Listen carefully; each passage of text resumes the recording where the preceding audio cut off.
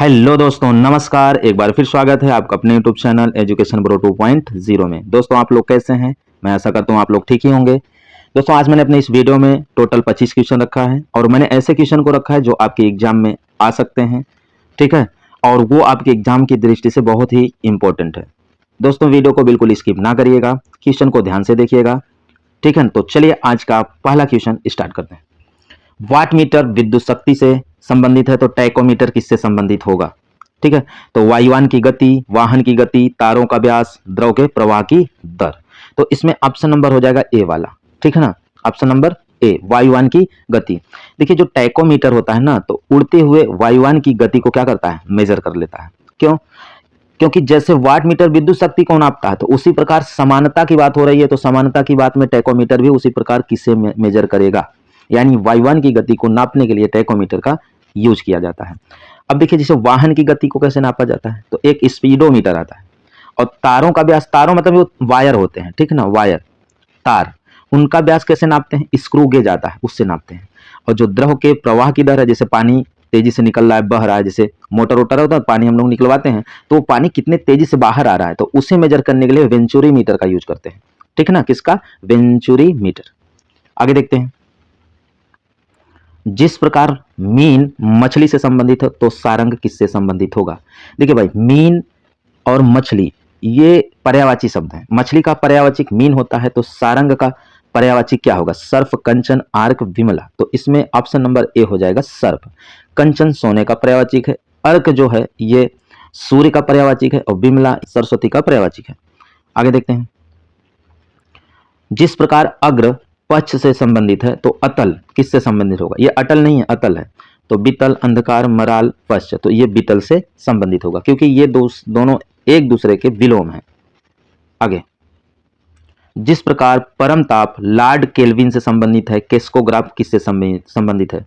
तो देखिए भाई, लॉर्ड केल्विन ने परम ताप की खोज की थी, तो केस्कोग्राफ की खोज किसने की थी? तो Karl Benz, Nikola Tesla, doctor Jagdish Chandra Bose, Enrico Fermi.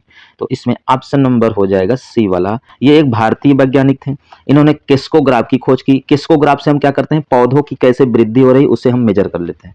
यानी जब पौधे वृद्धि करते हैं ना, तो उसका पता हम किससे लगाते हैं? केस्कोग्राफ से, ठीक है ना। अब ये कार्ल बेंज कौन है? इन्होंने पेट्रोल कार की खोज की थी, ठीक है ना। निकोलस टेस्ला, इन्होंने एसी मशीन की खोज की थी। किसकी? एसी मशीन की। और डॉक्टर जगदीश चंद्र बोस भारतीय वैज्ञानिक थे, इन्होंने किस्कोग्राफ की खोज की थी। एनरिको फर्मी, इन्होंने किसकी खोज की थी? इन्होंने नाभिकीय रिएक्टर की खोज की थी, ठीक है ना। आगे,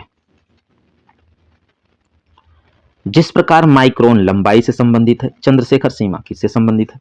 यानी लंबाई का जो मात्रक होता है माइक्रोन होता है, तो चंद्रशेखर सीमा किसका मात्रक है? देखिए, ये हमारे एक भारतीय वैज्ञानिक थे, उन्हीं के नाम से रखा गया है। दाब, समय, द्रव्यमान और क्षेत्रफल। तो इसमें ऑप्शन नंबर हो जाएगा सी वाला। जो चंद्रशेखर सीमा है ना, ये द्रव्यमान का मात्रक है। यानी चंद्रशेखर सीमा के द्वारा हम क्या करते हैं? जो तारे होते हैं उनके द्रव्यमान को प्रदर्शित करते हैं। एक चंद्रशेखर सीमा बराबर होता है 2.765 गुणे 10⁻30 किलोग्राम, ठीक है ना। आगे देखते हैं। ठोस, द्रव, समुद्र का जल, द्रव व द्रव से, मतलब यहां पे मिश्रण की बात की जा रही है। जिस प्रकार समुद्र का जल ठोस और द्रव का मिश्रण है, उसी प्रकार द्रव और द्रव का मिश्रण कौन होगा? अल्कोहल, सोडा वाटर, पीतल, बारूद। तो भाई इसमें एल्कोहल हो जाएगा, क्योंकि एल्कोहल और जल को मिलाएंगे तो वो एल्कोहल भी द्रव और जल भी द्रव, दोनों द्रव और द्रव के मिश्रण बन जाएंगे। सोडा वाटर क्या हो जाएगा? द्रव और गैस का मिश्रण हो जाएगा। पीतल आपको पता है ठोस और ठोस का मिश्रण है। बारूद भी ठोस और ठोस का मिश्रण होगा, ठीक है ना। आगे देखते हैं। देखिए, जिस प्रकार इंग्लैंड क्रिकेट से संबंधित है तो श्रीलंका किससे संबंधित है? यानी इंग्लैंड का जो राष्ट्रीय खेल है वह क्या है? क्रिकेट। तो श्रीलंका का जो राष्ट्रीय खेल होगा वो वॉलीबॉल, फुटबॉल, हॉकी या तीरंदाजी। तो ऑप्शन हो जाएगा ए वाला, वॉलीबॉल। श्रीलंका का जो राष्ट्रीय खेल है वो क्या है? वॉलीबॉल, ठीक है ना। अब ये फुटबॉल जो है ये फ्रांस का राष्ट्रीय खेल है। कहाँ का? फ्रांस का, ठीक है। और जो हॉकी है यह है भारत, पाकिस्तान और कनाडा का क्या है? राष्ट्रीय खेल है। कनाडा का जो राष्ट्रीय खेल है उसके सामने लिखा रहता है आइस हॉकी, ठीक है ना। क्या? Ice hockey. मतलब कनाडा में जो हॉकी खेली जाती है वो आइस यानी बर्फ पर खेली जाती है, ठीक है ना। तीर अंदाजी किसका राष्ट्रीय खेल है? तो ये भूटान का राष्ट्रीय खेल है, ठीक है ना, ध्यान दीजिएगा। आगे यहां दिया है बेसबॉल 9, हॉकी किससे संबंधित है? अर्थात जो बेसबॉल खेल होते हैं उसमें टोटल कितने खिलाड़ी होते हैं? 9। तो उसी प्रकार हॉकी में कितने खिलाड़ी होंगे? 11, 7, 6 और 15। तो हॉकी में देखिए भाई 11 खिलाड़ी होते हैं। क्रिकेट में भी कितने होते हैं? 11 खिलाड़ी होते हैं। फुटबॉल में भी कितने होते हैं? 11 खिलाड़ी होते हैं, ठीक है ना। अब ये 7 खिलाड़ी होते हैं वो कबड्डी में होते हैं और नेटबॉल में होते हैं। 6 खिलाड़ी किस में होते हैं? वॉलीबॉल में होते हैं। और एक होता है रग्बी फुटबॉल, उसमें टोटल कितने खिलाड़ी होते हैं? 15, ठीक है। नेक्स्ट, जैसे जापान की मुद्रा एन हो गई, तो सेशल्स देश की मुद्रा क्या होगी? रुपया, डॉलर, रियाल और लीरा। तो इसमें ऑप्शन नंबर क्या हो जाएगा? ए वाला, रुपया, ठीक है ना। और डॉलर, अगर हमारे एशिया महाद्वीप की बात की जाए तो डॉलर, जैसे हांगकांग हो गया, सिंगापुर हो गया, ताइवान हो गया, इनकी जो मुद्रा होगी क्या होगी? डॉलर होगी, यानी इनकी करेंसी डॉलर। और यह किस देश की करेंसी है? रियाल। यह ईरान हो गया, कतर हो गया, ओमान हो गया, सऊदी अरब हो गया और यमन हो गया, इनकी करेंसी क्या है? रियाल है। लीरा किसकी करेंसी है? किस देश की करेंसी है? तो तुर्की की करेंसी है, ठीक है ना, तुर्की की। ओके, अगला, जिस प्रकार क्रोध क्षमा से संबंधित है तो कृतज्ञ किससे संबंधित होगा? तो ऑप्शन हो जाएगा कृतघ्न, विख्यात, कोमल, विक्रय। तो इसमें हो जाएगा कृतघ्न, यानी ये एक दूसरे के क्या है? विलोम है, ठीक है। आगे, ऊन भेड़ से संबंधित है तो रेशम किससे होगा? मधुमक्खी, रेशम का कीड़ा, मलबारी, तरस। तो इसमें जिस प्रकार भेड़ से हमें ऊन मिलता है तो उसी प्रकार बी वाला ऑप्शन हो जाएगा, उसी प्रकार रेशम के कीड़े से रेशम प्राप्त होता है, ठीक है। सहयोग का संबंध बचाव से है तो प्रार्थना का संबंध किससे होगा? देखिए, जिस प्रकार हम लोग क्या करते हैं, बचाव के लिए सहयोग मांगते हैं, उसी प्रकार सहायता, आदेश और विरोध और निंदा, इनमें से क्या हो जाएगा? सहायता। सहायता के लिए हम लोग क्या करते हैं? प्रार्थना करते हैं, ठीक है ना। यानी बचाव के लिए अगर हम सहयोग मांगते हैं तो सहायता के लिए क्या करते हैं? प्रार्थना करते हैं, ठीक है। आगे, शावक शेर से संबंधित है तो बैगसी किससे संबंधित है? कुत्ता, बिल्ली, शाही, मेढक। तो देखिए, जो शावक होता है ना, शेर के बच्चे को क्या बोलते हैं? शावक। उसी प्रकार बैगची किसके बच्चे को बोलते हैं? तो ये ऑप्शन होगा डी, मेढक के बच्चे को बैगची बोला जाता है। प्रकट गोपनीय से संबंधित है तो अस्पष्टवादी किससे संबंधित है? सर्वोत्तम, झूठा, सत्य, गुप्तचर, ठीक है ना। तो इसमें हो जाएगा बी, झूठा। यानी जिस प्रकार प्रकट इसका विलोम है गोपनीय का, उसी प्रकार अस्पष्टवादी का विलोम झूठा होगा, ठीक है। आगे देखिए, इस क्वेश्चन को मैंने आपको होमवर्क दिया हुआ था, मैक्सिमम बच्चों ने इसका आंसर दिया हुआ है। देखिए, इसमें जो कर्ष है ना, इन्हें हम कर्षित भी बोलते हैं। कर्षित का मतलब होता है खींचना। क्या होता है? खींचना।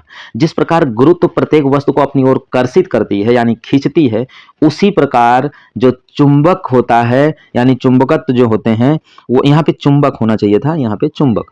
जिस प्रकार गुरुत्व प्रत्येक वस्तु को अपनी तरफ खींचती है, उसी प्रकार चुंबक सभी वस्तु को क्या करता है? आकर्षित करता है। परंतु यह चुंबक केवल धातुओं को अपनी तरफ क्या करता है? आकर्षित करता है, ठीक है ना। इसमें ऑप्शन नंबर हो जाएगा सी वाला। आगे, जिस प्रकार हृदय रक्त से संबंधित है तो फेफड़ा किससे होगा? ऑक्सीजन, शुद्धिकरण, श्वसन और पाचन। यानी जो हृदय होता है, हृदय के द्वारा रक्त का परिसंचरण यानी रक्त संचरित होता है, उसी प्रकार फेफड़ों के द्वारा क्या होता है? ऑक्सीजन संचरित होता है, ठीक है ना। निमोनिया फेफड़ा से संबंधित है तो पीलिया किससे संबंधित है? यानी जो फेफड़ा है ना, यह प्रभावित होता है किस रोग से? निमोनिया से। तो पीलिया से क्या प्रभावित होता है? कौन सा अंग? त्वचा, यकृत, मस्तिष्क या दांत? तो याद रखिएगा, इसमें ऑप्शन हो जाएगा बी वाला, यकृत। अगर पीलिया रोग हो गया ना तो वह यकृत को क्या करेगा? प्रभावित करेगा या तो खराब कर सकता है, ठीक है। नेक्स्ट, क्षय रोग जीवाणु से तो एथलीट फुट किससे संबंधित है? एथलीट फुट एक प्रकार का पैर में होने वाला रोग है। पैर को क्या करता है? ये प्रभावित करता है। जीवाणु से होता है कि विषाणु से होता है, कवक से होता है कि प्रोटोजोआ से होता है? देखिए भाई, ये कवक से होता है, कवक से, जिसे हम फंगस बोलते हैं, फंगस, ठीक है ना। यानी यह फंगस से होने वाली क्या है? बीमारी है। ओके, नेक्स्ट, ये दिया हुआ मिर्गी नाड़ी तंत्र से संबंधित है तो मलेरिया किससे संबंधित है? तो ये क्वेश्चन आप लोगों के लिए है, इसका आंसर आप कमेंट बॉक्स में जरूर दीजिएगा, ठीक है। आगे, जिस प्रकार रेबीज वायरस से संबंधित है तो टिटनेस किससे संबंधित है? तो देखिए जो रेबीज है, ठीक है ना, यानी रेबीज जो है ना, यह एक प्रकार का क्या है, वायरस से होने वाला रोग है, यानी वायरस संबंधित है। उसी प्रकार टिटनेस किससे संबंधित है, तो टिटनेस किससे संबंधित होगा, जीवाणु से। किससे संबंधित होगा, जीवाणु से, ठीक है ना। आगे देखते हैं, शरीर का संबंध पेट से है तो पुस्तकालय का संबंध किससे है, तो देखिए जैसे शरीर का एक हिस्सा पेट है तो उसी प्रकार पुस्तकालय में क्या पाया जाता है, यानी शरीर में पेट पाया जाता है, यानी पेट उसका हिस्सा है, उसी प्रकार पुस्तकालय का हिस्सा क्या हो जाएगा, पुस्तक हो जाएगा, ठीक है ना। नेक्स्ट, शिक्षक विद्यार्थी से संबंधित है तो अधिवक्ता किससे संबंधित है, इसे आप लोग कमेंट बॉक्स में इसका आंसर दीजिएगा, ठीक है ना, ये आपके लिए वर्क है। नेक्स्ट, आम फल से संबंधित है तो चमेली किससे संबंधित है, तो देखिए जिस प्रकार आम क्या है, एक फल है, उसी प्रकार चमेली क्या है, एक फूल है, तो ऑप्शन क्या हो जाएगा, बी वाला, ठीक है ना। नेक्स्ट, जिस प्रकार पोशाक दर्जी से संबंधित है तो बढ़ई किससे संबंधित होगा, देखिए भाई जो दर्जी होता है वो पोशाक यानी कपड़ा सिलता है, उसी प्रकार बढ़ई क्या करता है, लकड़ी, चमड़ा, फर्नीचर, कपड़ा। तो देखिए इसमें बढ़ई क्या करता है, फर्नीचर बनाता है, ठीक है ना, यानी दर्जी कपड़ा बनाता है तो बढ़ई क्या बनाता है, फर्नीचर, ठीक है ना।